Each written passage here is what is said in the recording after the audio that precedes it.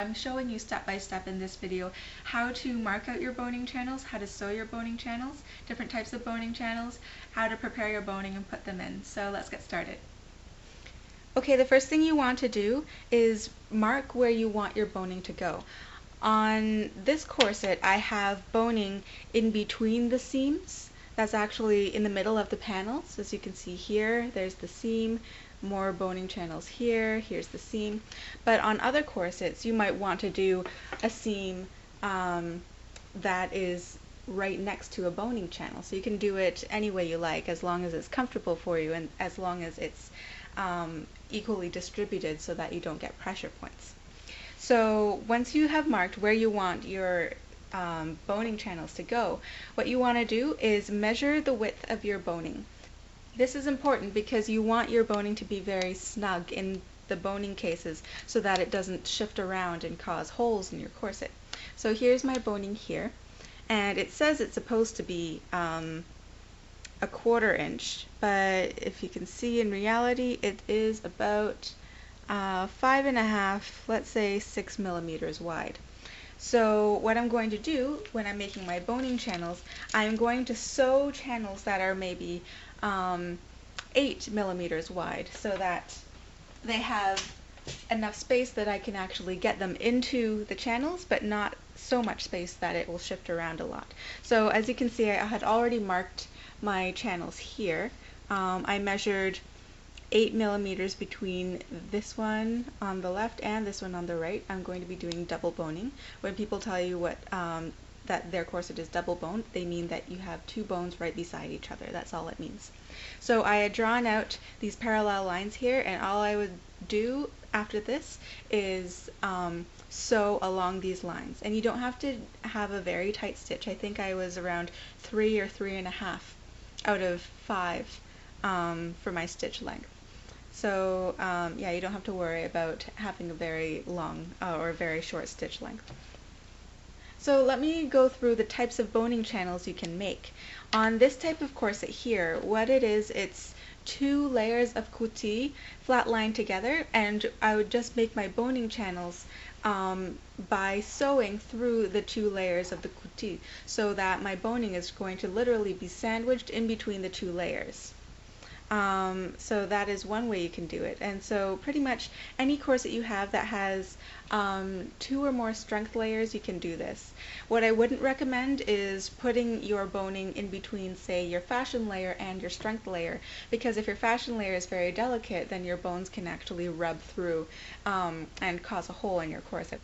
Another thing you can do, if you remember these scrap panels from before, is you can actually make a boning channel using your seam allowance if you allowed enough space. So this is why I said if you're making a corset and you want to make boning channels along the seam, I would recommend giving maybe 3/4 of an inch here, because this will give you enough space to put a 1/4 inch or even a 1/2 inch wide boning channel along the seam allowance here. So all you really had to do when you press this to the side, then iron it flat and mark out your boning channel like I did here. See, this was the original seam, this was the top stitch from before, and this was what I marked out to be my boning channel. So I'll sew along this line.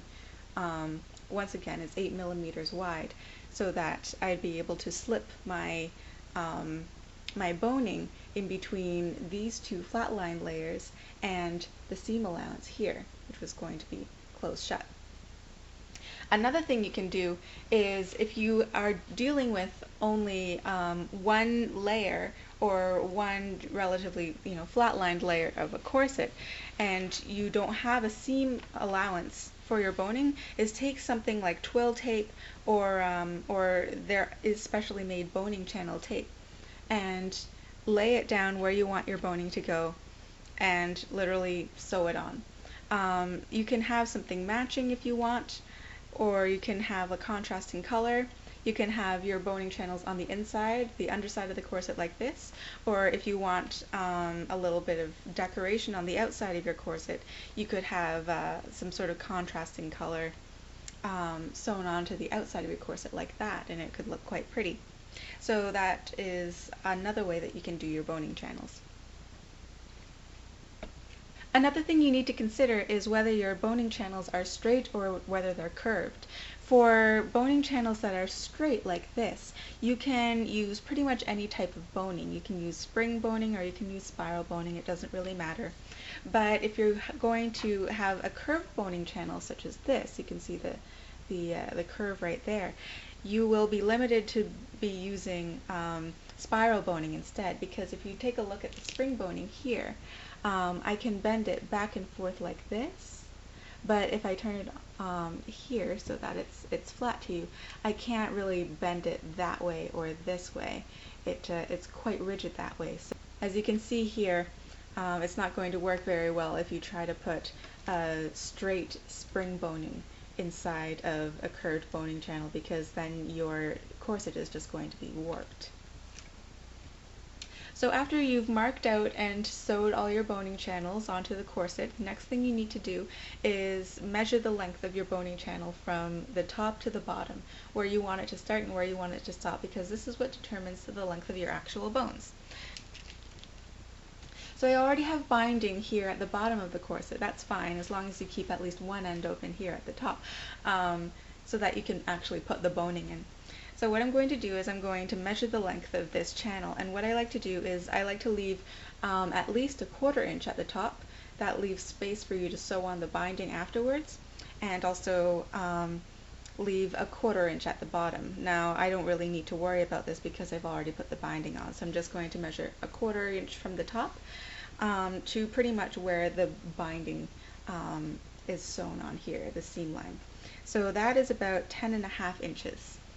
And what I'm going to do here is, instead of measuring out 10.5 inches of boning, I'm going to measure 10 inches. So I'm subtracting 1/2 of an inch.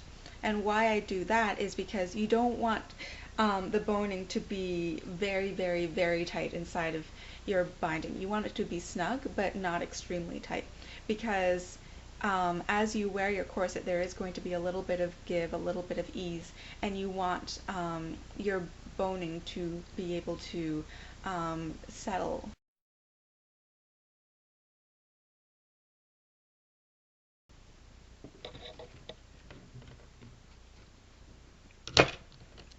Okay. So as you can see, we now have our bone.